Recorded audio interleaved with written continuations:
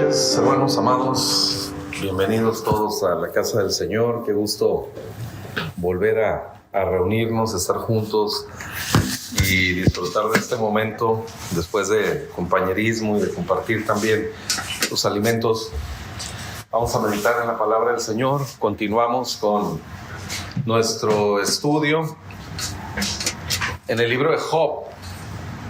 Hemos estado hablando acerca del dolor, acerca del sufrimiento, que como veíamos en la última serie o en la serie anterior de estudios de jueves, cuando considerábamos el libro de los Salmos, ¿sí?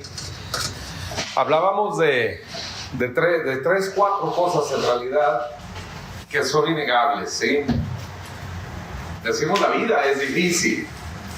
La vida nos presenta situaciones difíciles y conocemos cuál es el origen de esas dificultades, y no es otro que nuestra naturaleza caída.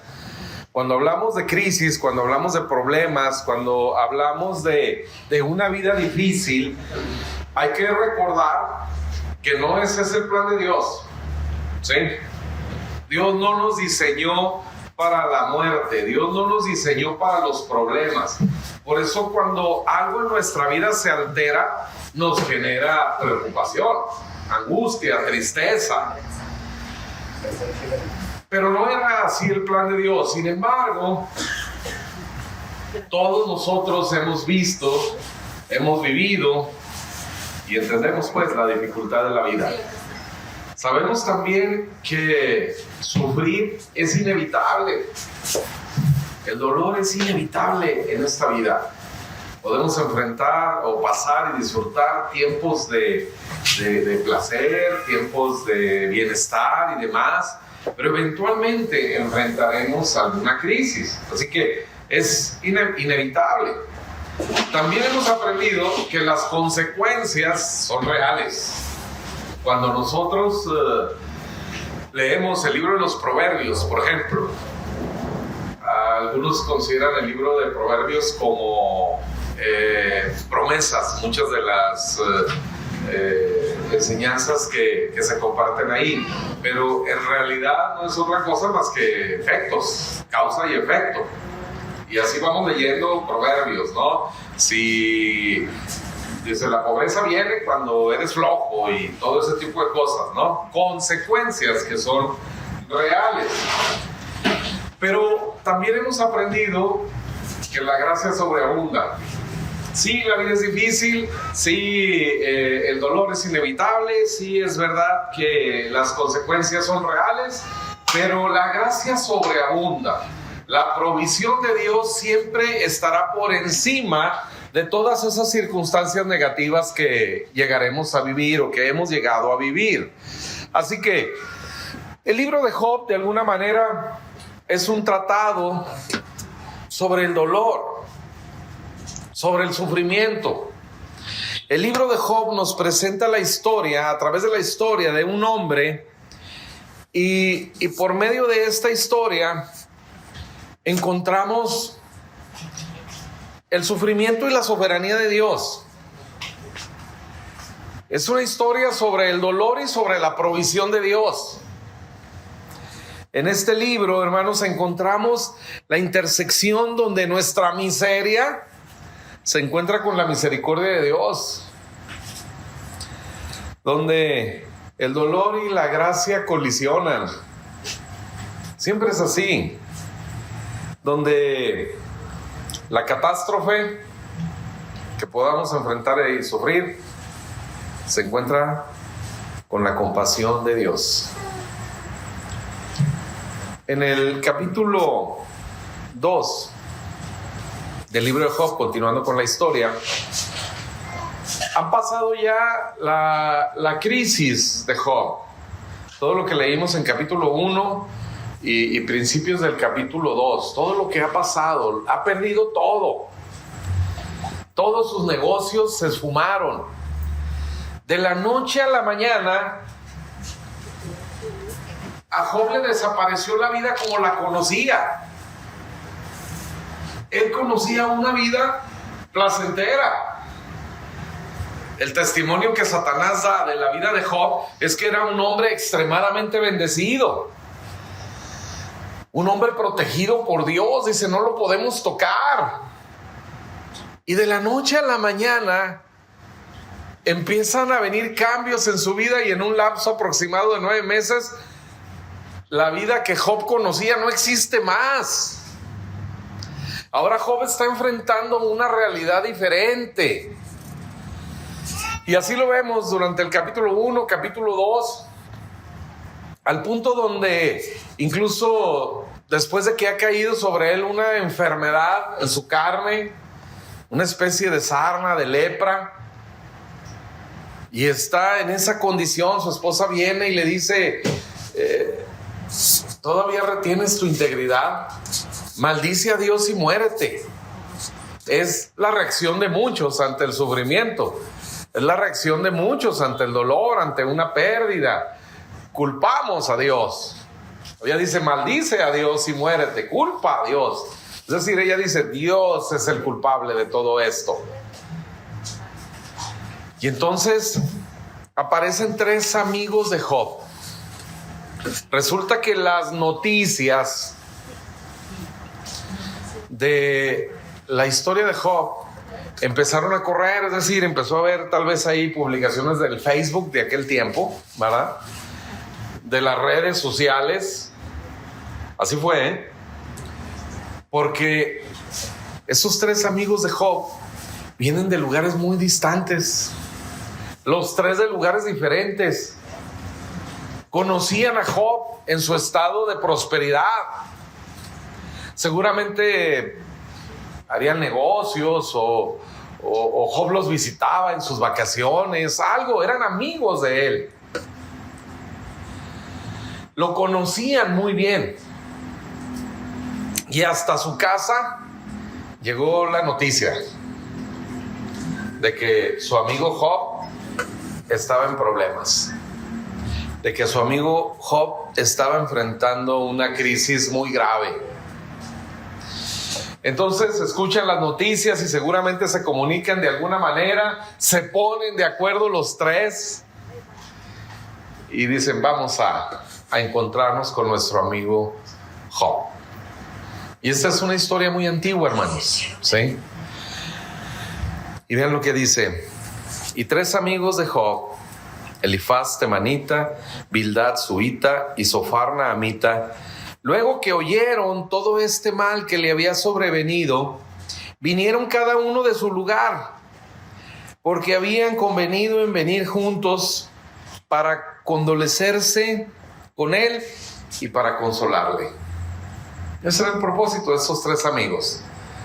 Vamos a encontrarnos con nuestro amigo Job. Dice, los cuales, alzando los ojos desde lejos, no lo conocieron. Fíjese bien cómo el dolor, todo este sufrimiento que Job había enfrentado, lo había trastornado de tal manera que era irreconocible. Verdaderamente, hermanos, lo que Job vivió fue una catástrofe que lo dejó desfigurado. Sus amigos, al verlo de lejos, decían, no, ese no puede ser Job. No sé, seguramente era lo opuesto. Si Job era robusto, ahora está muy delgado. Si Job era muy delgado, pues tal vez ahora era diferente. O sea, había trastornado de tal manera toda esta crisis a Job que sus amigos no lo reconocieron. Y dice, lloraron a gritos, y cada uno de ellos rasgó su manto, y los 3 esparcieron polvo sobre sus cabezas hacia el cielo. Este era un ritual en este tiempo, hermanos, para los funerales. Era la manera de expresar el dolor por la pérdida de un ser querido. Ese era el ritual. Llorar a gritos, rasgar sus vestiduras y lanzar tierra sobre su cabeza. ¿Sí? Y ellos hacen este ritual. al ver la condición de su amigo Job.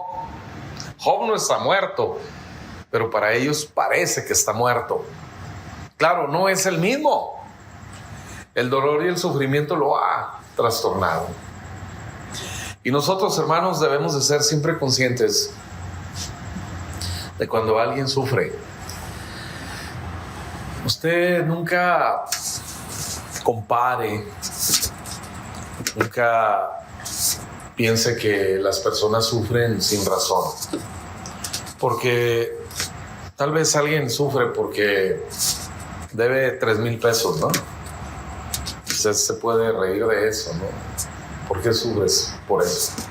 Pero para él es su dolor. Y deberíamos de entender primero eso, cuando nos toque acompañar a alguien, cuando nos toque acompañar, aconsejar, consolar a alguien.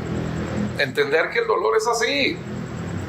Y que el dolor a veces, hermanos, o normalmente transforma a las personas en su carácter y en muchas cosas. Así que simplemente nos toca acompañar a aquel que está sufriendo.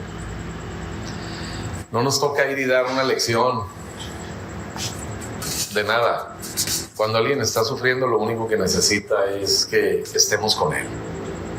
Nada más. Sin más explicación y sin nada. Llegan los amigos con Job y luego dice: así se sentaron con él en tierra por 7 días y 7 noches. Otra vez era parte de un servicio funeral. Así se enfrentaba el duelo en los tiempos de Job, según los historiadores, ¿sí? Dice: durante 7 días y 7 noches solamente estaban sentados en la tierra con Job y nadie hablaba. No hablaban nada, no decían nada, porque veían que su dolor era muy grande.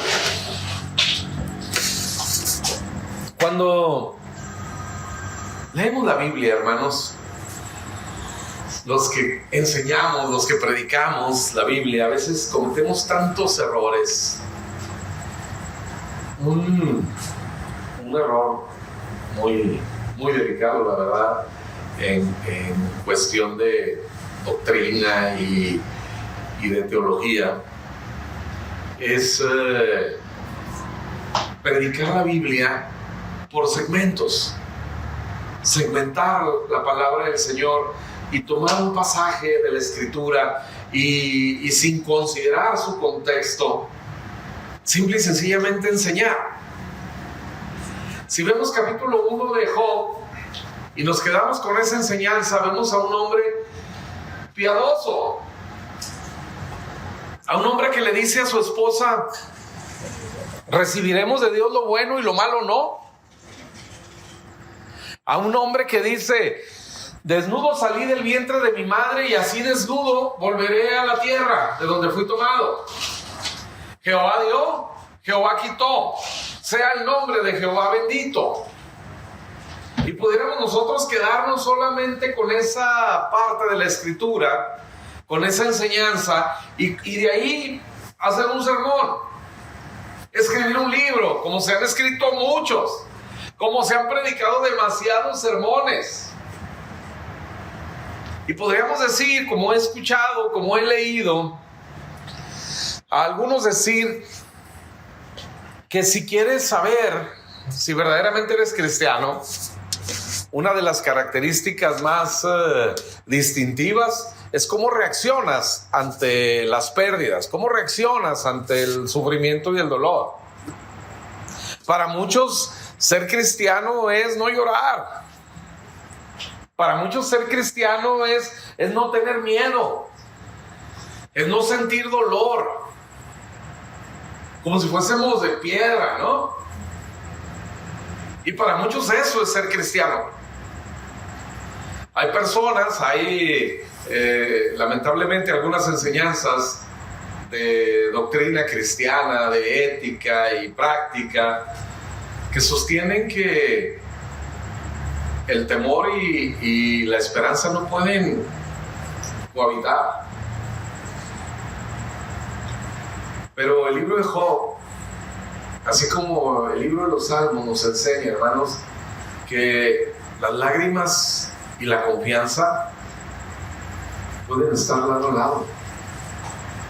Puedo estar sufriendo, puedo estar triste porque he enfrentado alguna situación difícil y al mismo tiempo seguir confiando y al mismo tiempo seguir viviendo en fe. El libro de Job nos muestra la realidad de un hombre, de una mujer ante las situaciones propias que enfrentamos en la vida. Así que pensar que las lágrimas y la confianza en Dios no pueden estar en una persona al mismo tiempo es mentira. Porque enfrentamos sufrimiento. Pero qué terrible es predicar la Biblia así. Es verdaderamente un crimen segmentar la Biblia y tomar solamente una parte para construir de ella una enseñanza sin analizar su contexto. Así que si nos quedamos solamente con capítulo 1, donde dice que Job era un varón perfecto, maduro, respetuoso de Dios, que temía a Dios, que ofrecía sacrificios todos los días a Él, y que cuando ha perdido todo, hermanos, Job termina haciendo esta oración de alabanza: sea el nombre de Jehová bendito, porque Él da y quita. Es lo que Job pensaba. Y si nos quedamos con eso y enseñamos solamente esa parte, estaríamos generando verdaderamente un ambiente que termina siendo incómodo en la iglesia. Pero luego encontramos a este mismo Job en capítulo 3. Anita, por favor, me acompañas. Vean a este hombre en capítulo 3 y veamos con cuál nos identificamos más. ¿Sí? Después de que han pasado los 7 días y las 7 noches donde nadie habla. Nadie ha hablado. Llegaron los amigos de Job, rasgaron sus vestiduras y demás. Y durante 7 días y 7 noches nadie ha hablado. Solo están llorando. Y después de esos 7 días, Job empieza a hablar y dice esto. Escuchen. Después de esto abrió Job su boca y maldijo su día. Y exclamó Job y dijo: perezca el día en que yo nací, y la noche en que se dijo: varón es concebido. Sea aquel día sombrío y no cuide de él Dios desde arriba, ni claridad sobre él resplandezca. Áfenlo tinieblas y sombra de muerte, repose sobre él nublado, que lo haga horrible como día caliquinioso, ocupe aquella noche la oscuridad, no sea contada entre los días del año, ni venga en el número de los meses. Oh, que fuera aquella noche solitaria, que no viniera canción alguna en ella. Maldíganla los que maldicen el día, los que se aprestan para despertar al Levitián. Oscurézcanse las estrellas de su alba, espere la luz y no venga, ni vea los párpados de la mañana. Por cuanto no cerró las puertas del vientre donde yo estaba, ni escondió de mis ojos la miseria. ¿Por qué no morí yo en la matriz, o expiré al salir del vientre? ¿Por qué no me recibieron las rodillas, y aquel los pechos que mamase? Pues ahora estaría yo muerto y reposaría, dormiría y entonces tendría descanso, con los reyes y con los consejeros de la tierra, que reedifican para sí ruinas, o con los príncipes que poseían el oro, que llenaban de plata sus casas. ¿Por qué no fui escondido como abortivo? Como los pequeñitos que nunca vieron la luz. Ahí los impíos dejan de perturbar, y ahí descansan los de agotadas fuerzas. Ahí también reposan los cautivos. No oyen la voz del capataz. Ahí están el chico y el grande, y el siervo libre de su señor. ¿Por qué se da luz al trabajado y vida a los de ánimo amargado, que esperan la muerte y ella no llega, aunque la buscan más que tesoros, que se alegran sobremanera y se gozan cuando hallan el sepulcro? ¿Por qué se da vida al hombre que no sabe por dónde ha de ir y a quien Dios ha encerrado? Pues antes que mi pan viene mi suspiro, y mis gemidos corren como aguas, porque el temor que me espantaba me ha venido, y me ha acontecido lo que yo temía. No he tenido paz, no me aseguré, ni estuve reposado. No obstante, me vino turbación. Gracias. Es otra cosa, muy diferente, ¿no? Ya es otra actitud. Ahora, cuando sufrimos, hermanos, cuando enfrentamos alguna pérdida, cuando enfrentamos algún dolor, ¿cuál es la actitud con la que te identificas más? Verdaderamente en medio de la crisis puedes venir y decir, bueno, pues Jehová dio, Jehová quitó, sea el nombre de Jehová bendito.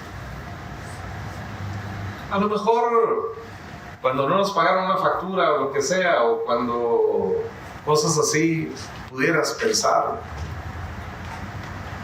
Pero cuántas circunstancias, hermanos, nos pondrían más en la actitud del Job del capítulo 3. La esposa le dijo, maldice a Dios y muérete. Y él que dijo, hombre, mujer, como cualquiera de las mujeres fatuas has hablado. Recibiremos de Dios el bien y el mal no. Jehová dio, Jehová quitó, sea el nombre de Jehová bendito. Pero acá está diciendo, claro, no se quita la vida ni nada, pero acá dice, yo quisiera morir. Es más, quisiera ni siquiera haber nacido. ¿Por qué mejor no me morí en el vientre de mi madre? O al salir, que no hubiese podido respirar. Y maldice el día de su nacimiento. Que sea horrible, dice, aféenlo.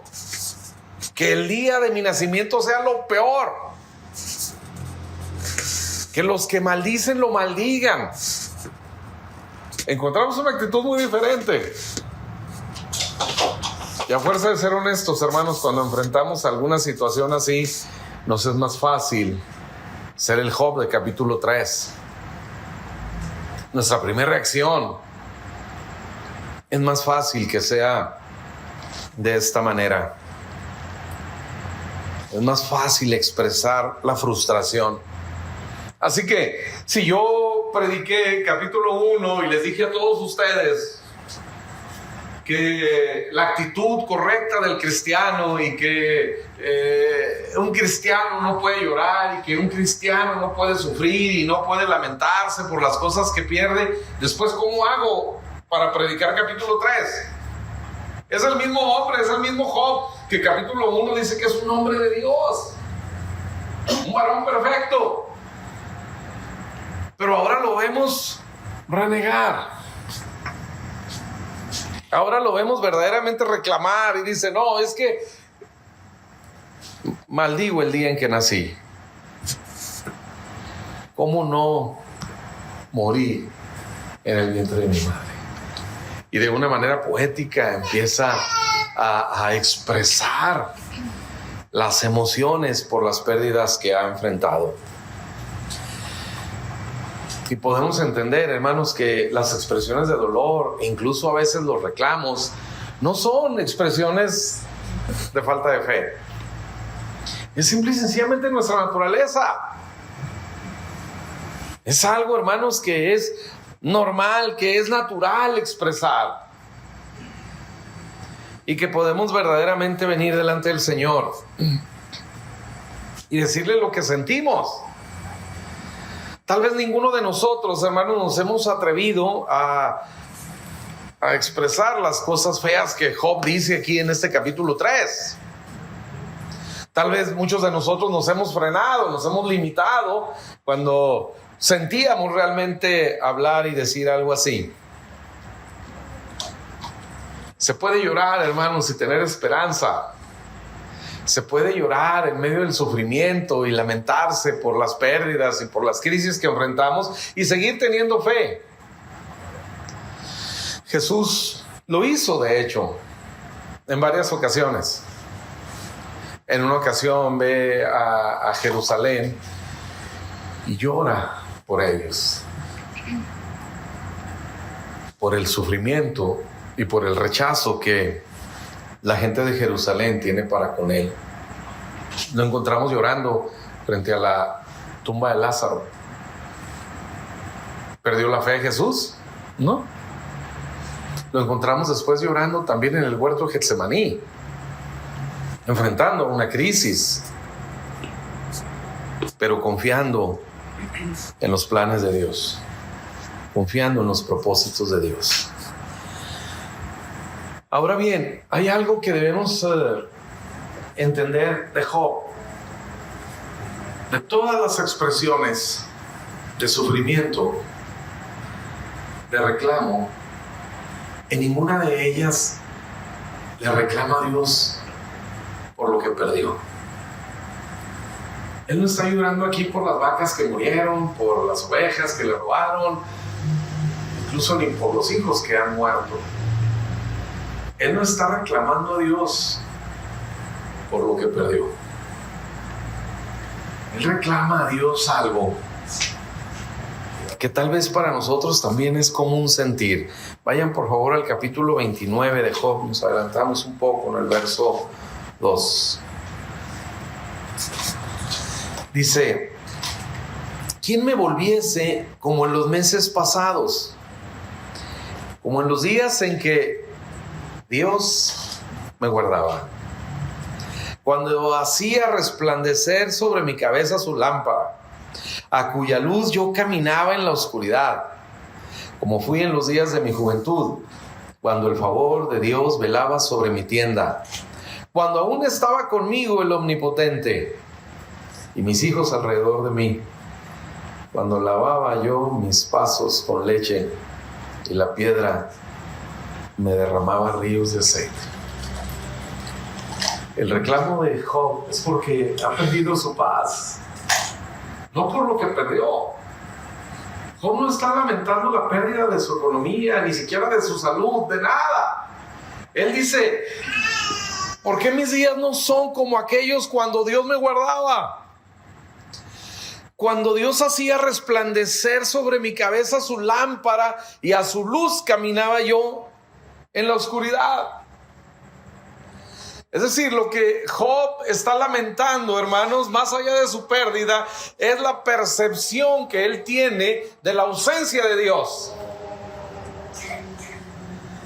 Porque cuando enfrentamos este tipo de problemas, hermanos, en nuestra vida, nos es difícil entender que Dios está con nosotros. Decíamos en el estudio anterior, hace 15 días, ¿no? Cuando creamos esa tensión entre el Dios que me ama y el Dios que es todopoderoso, el Dios que es soberano.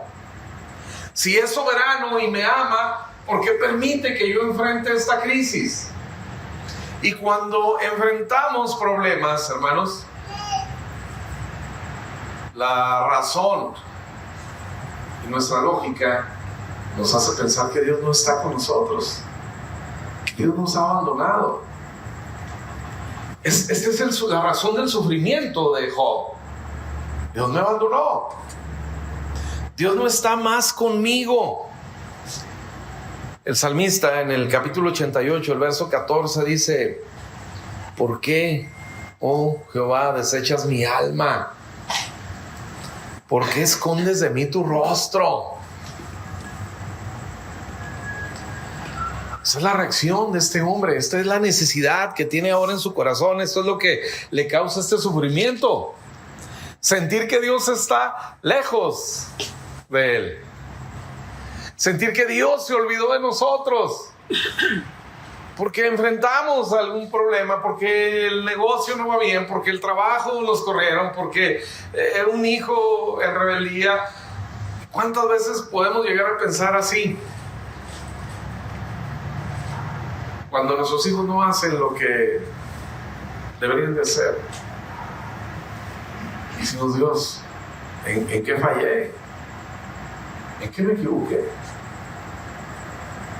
Y sentimos que Dios se ha retirado de nosotros y que nos ha dejado tal vez enfrentar las consecuencias de nuestros actos.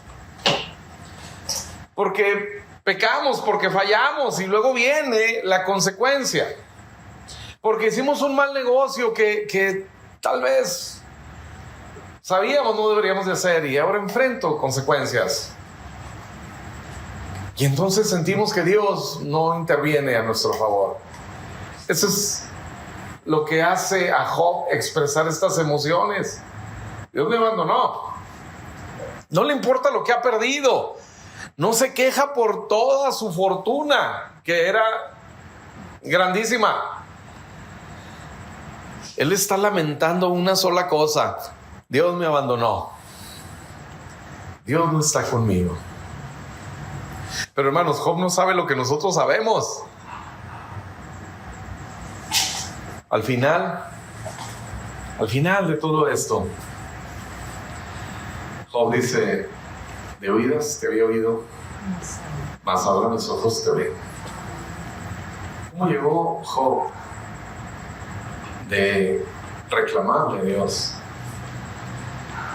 de creer en un Dios que da y quita, de creer en un Dios que tiene para nosotros cosas buenas y cosas malas? Así lo dice él, ¿verdad? Recibiremos de Dios las cosas buenas y no las malas. A conocerlo, de oír de Dios a verlo, a conocerlo. Jesús dice en Lucas capítulo 4: el Espíritu del Señor está sobre mí, por cuanto me ha enviado a dar buenas nuevas. Y dice: a liberar a los cautivos. ¿Cautivos de qué? Sí, del pecado y de la muerte, por supuesto. ¿Pero cautivos de qué? Cautivos de nosotros mismos. Somos esclavos de nosotros mismos. De creer que las cosas van bien porque nosotros hacemos las cosas bien. De creer que mi vida y la vida de mi familia y de la iglesia y demás depende de mí. De llevar esta carga tan pesada de ser nuestros propios dioses. De creer que depende solo de nosotros. Jesús vino a liberar a los cautivos. Y esta historia de Job, hermanos, verdaderamente nos enseña cómo Dios actúa en nosotros. C.S. Lewis decía que Dios nos susurra al oído en los tiempos de paz, pero nos grita en los tiempos de crisis, nos llama en los tiempos de crisis. ¿Cuándo es cuando hemos sentido más, hermanos, la presencia de Dios? Sino en los momentos de crisis. Cuando todo va bien, hermanos, a veces ni nos acordamos, ¿no? Qué buen empresario soy, qué buen profesionista soy, qué buen administrador soy, mi trabajo, mi esto, mi aquello, mi economía va muy bien, mira mis hijos, qué hermosos todos, mira esto, mira aquello, y Dios. Y sí, claro, vamos a la iglesia, y sí, claro, ofrendamos y diezmamos y servimos y demás. Pero a veces nos olvidamos de Dios y llegamos a creer que se trata de nosotros. Era el problema de Job. Job no tenía una relación de intimidad con Dios. Job le tenía miedo a Dios, como hemos ya dejado claro a través de esta historia. Job tenía miedo de Dios. Él esperaba, al final en este capítulo 3 dice: el mal que me temía, ese me vino. Job era un hombre que no solo le tenía temor a Dios como adoración y respeto, sino que tenía pavor de Dios. Y todos los días se la pasaba pensando: ¿será hoy el día que yo enfrente las consecuencias de mi vida? de mis pecados, de mis fallas. Y vivía así y pensaba de esa manera, y así lo expresa en capítulo 3. Los males que me temía, esos me han venido. Pero son precisamente esos momentos, hermanos, donde la vida se trastorna, donde la paz en nuestra vida es vandalizada, que nos hacen, hermanos, darnos cuenta lo frágiles que somos, que nos hacen darnos cuenta de nuestra incapacidad de sostener la vida, y que necesariamente nos hacen, hermanos amados, levantar la mirada al cielo y clamar a Dios. Ahora, Job, después de todo esto, conoce a Dios.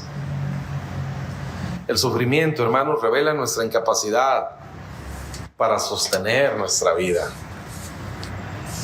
pero revela algo más importante, que es nuestra necesidad de Dios.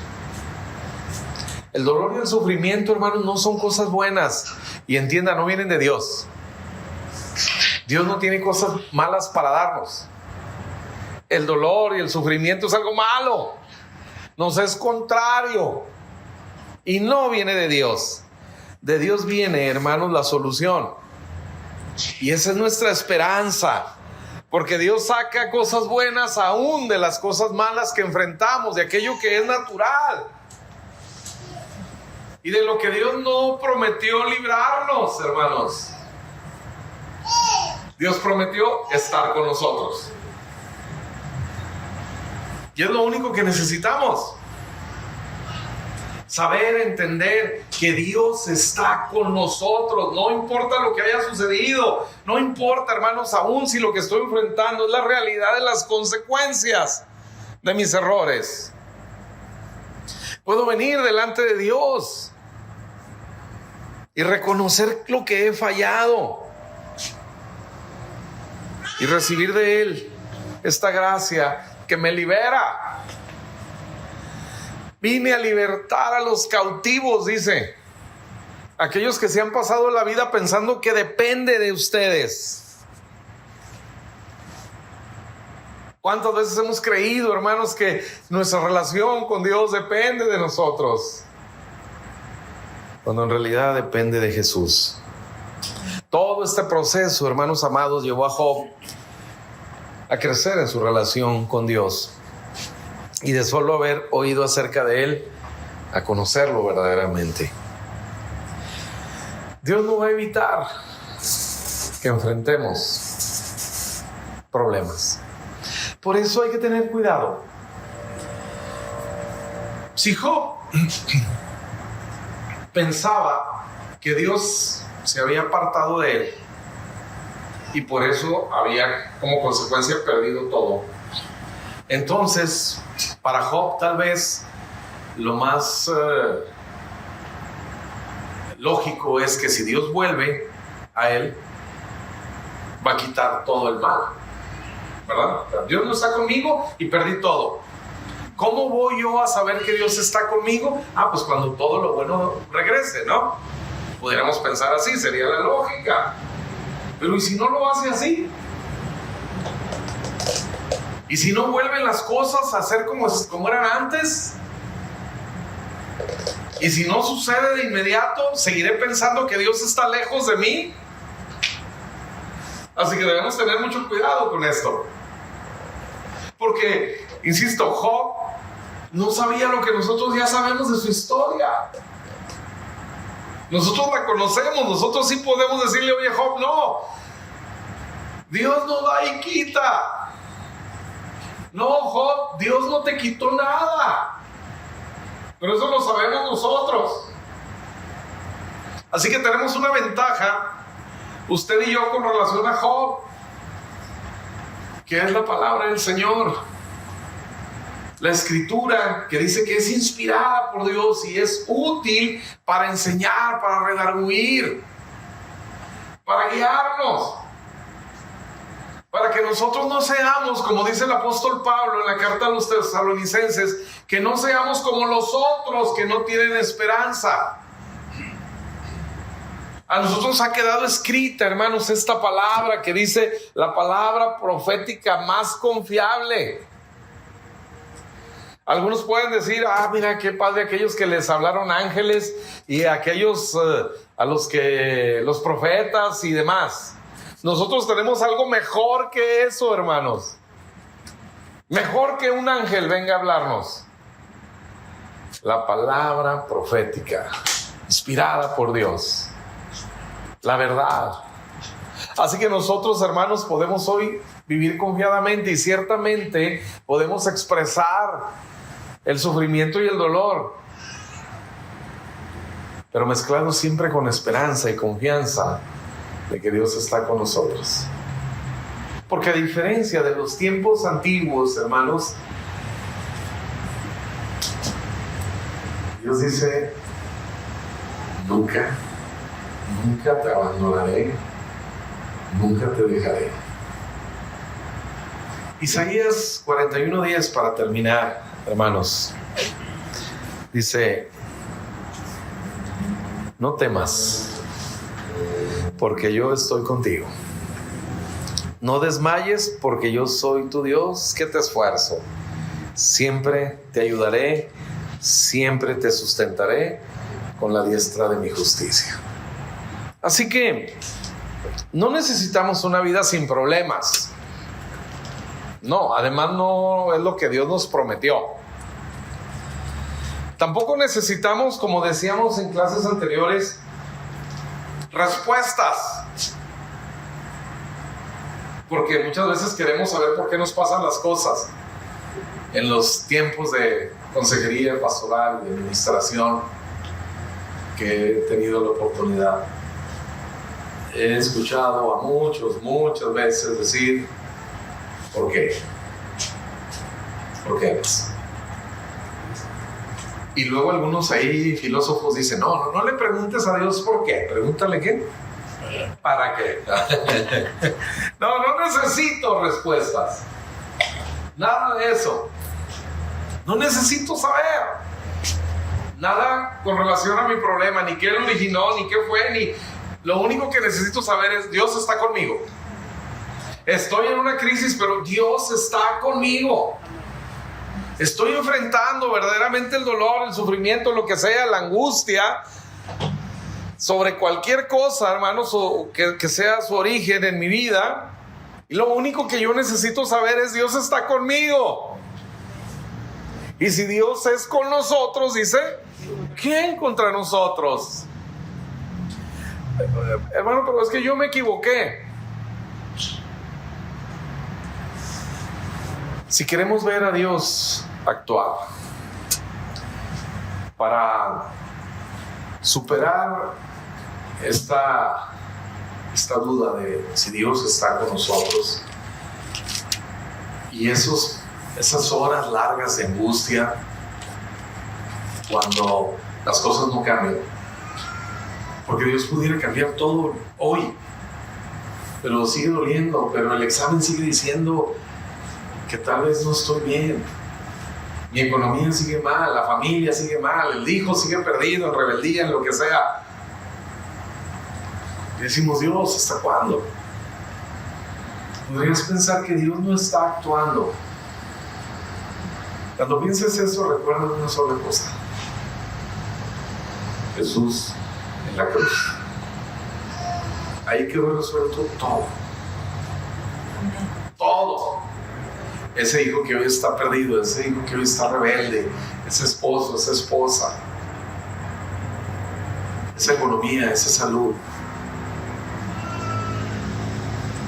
Recuerda, Dios ha hecho todo para resolver ese problema. Y en la cruz de Jesús. Cuando Jesús murió en la cruz, resolvió nuestro mayor problema, que era la distancia entre Dios y nosotros. Y ahora los que hemos creído en Jesús, dice Romanos 5:1, justificados pues por la fe, tenemos paz para con Dios. Y nada va a cambiar eso. Dios está con nosotros. Y si te preguntas cómo está trabajando Dios, cuando no lo ves, cuando las cosas no cambian, ve a la cruz. Ahí se resolvió todo nuestro problema. Lo demás vendrá. El Señor resolverá las cosas en su momento y sobre todo traerá algo bueno en nuestras peores crisis. Inclinen su rostro, por favor, cierren sus ojos, hermanos. Padre, te agradecemos, Dios, que podemos vivir con esta confianza, con esta esperanza, con la seguridad de que tú estás con nosotros, Señor, y estarás así siempre, hasta el día que Cristo venga, porque Él lo prometió así: yo estaré con ustedes todos los días,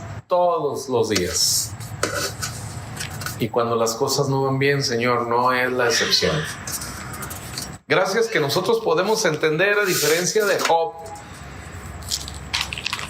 que, Señor, tú no eres el Dios que da y que quita, que tú no eres el Dios que da cosas buenas y cosas malas. Hoy nosotros podemos ver por tu palabra tu bondad y tu misericordia, y que en realidad, Padre, ante cada crisis de la vida, ante el dolor y el sufrimiento, Padre, lo que encontramos de ti es tu gracia, tu misericordia, tu provisión, tu amor, tus cuidados y tu protección. Gracias, Padre, porque eso no cambiará jamás. Permite que cualquier situación que estemos enfrentando, que nos genere angustia, hoy podamos recordar tu promesa de estar con nosotros todos los días.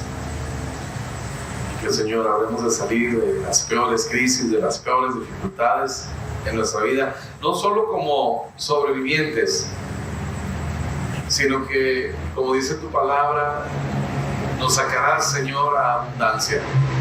Podremos pasar por las aguas y por el fuego, pero al final, Señor, nos sacarás a abundancia.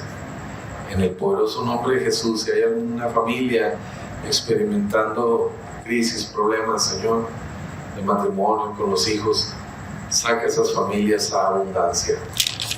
Si hay alguna familia enfrentando alguna crisis de salud, alguna persona, algún hermano entre nosotros, Señor, resuélvelo y sácanos a abundancia de vida y plenitud. Si es el trabajo, si son las finanzas, los negocios y las demás crisis, Padre, Señor, sácanos a esa abundancia que tú tienes provista también para nosotros. A ti sea, Señor, la honra, la gloria y el honor desde ahora y para siempre, en el poderoso nombre de Cristo Jesús. Amén.